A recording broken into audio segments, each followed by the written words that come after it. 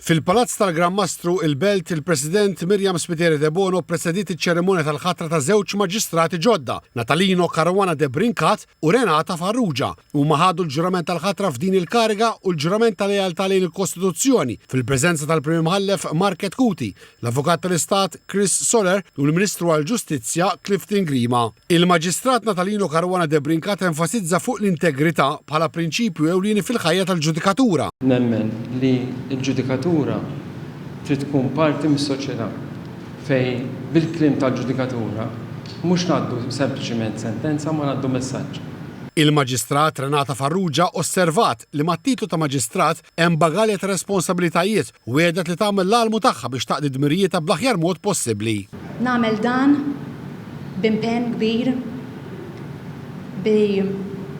b'indipendenza u imparzjalità lejn il-poplu u lejn ir-Repubblika ta' Malta.